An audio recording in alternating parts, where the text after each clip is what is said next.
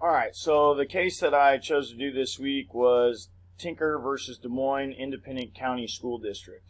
And so this is a case that deals with your constitutional rights in school. This is an older case. It takes place in Iowa during the winter of 1965. So the Vietnam War is going on during this time, and it has to do with basically freedom of speech in regards to, expressing your feelings regarding that situation in Vietnam. So in December of 1965, a couple of students, John and Mary Beth Tinker, and their friend Christopher Eckert, decided to publicize their objections to the Vietnam War and support a truce. In order to do so, they decided that they were going to wear black armbands to school. So a nonviolent protest, not even speaking out, saying anything about it, just wearing a symbol to school in order to support a truce over in Vietnam.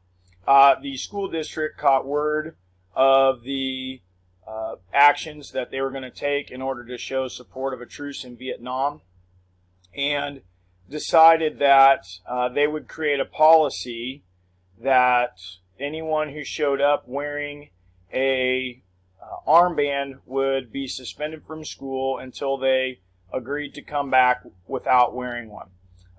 The kids were aware of that policy and showed up to school on the date that they had agreed to do so with the armbands on.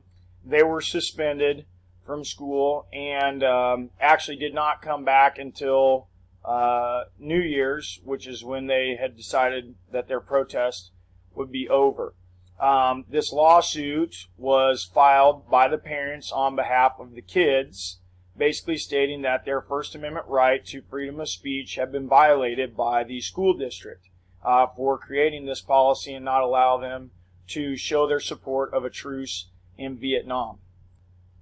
So the parents filed the complaint in the U.S. District Court alleging that the disciplinary action taken because of the policy was unconstitutional based on their First Amendment right to freedom of speech. However, the first court to hear the case, the district court, dismissed the case, saying that the school district's policy to suspend the students was reasonable because it was created in order to prevent disturbance of school discipline. Then the case was appealed and finally made its way up to the Supreme Court. The Supreme Court eventually ruled in favor of the students, stating that teachers and students have First Amendment rights in the school setting. Therefore, policies cannot be created that take away those rights upon entering the school grounds. It can't be expected that all your rights are gone just because the school has a responsibility to prevent disruption. So there are, free speech laws, pure speech specifically, that should be allowed in that school setting. The court went on to recognize that the wearing of armbands at school to express an idea is the exact kind of symbolic act that is protected within the free speech clause of the First Amendment. And finally, the Supreme Court went on to decide that the wearing of armbands in this case was completely separate from actually or potentially disruptive conduct that would have disturbed the learning environment.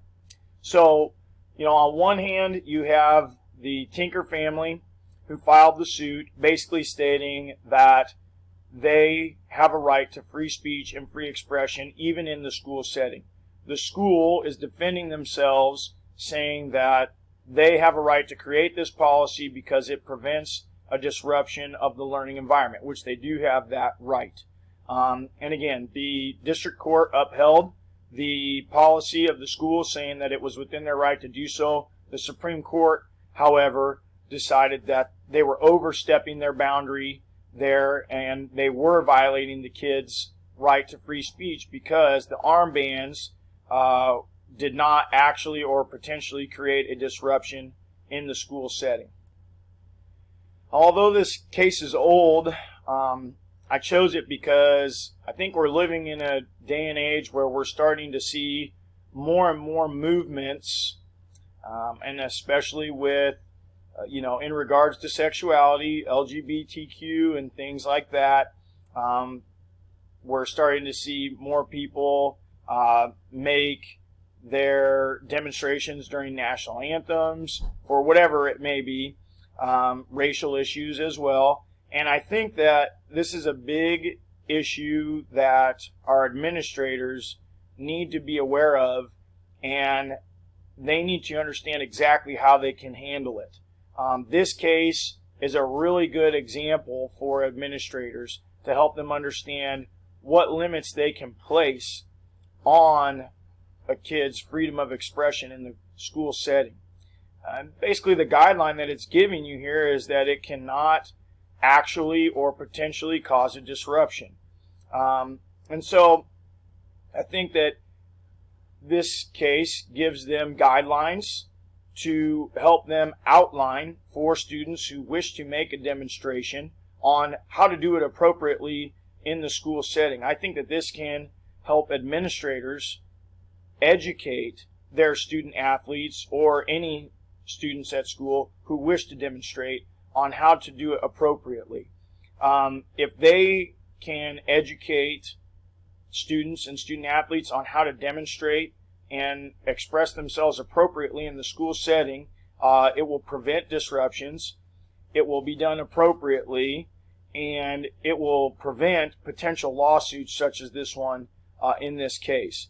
So I think that being educated on this issue can help prevent the type of issue that we saw in this case. And that's big because we're living in a day and age where kids are becoming more and more empowered to express themselves. And so administrators, athletic directors who are able to educate our students on how to do that appropriately will protect the learning environment of their school, protect the rights of the other kids, while also protecting the rights of the kids who wish to express themselves.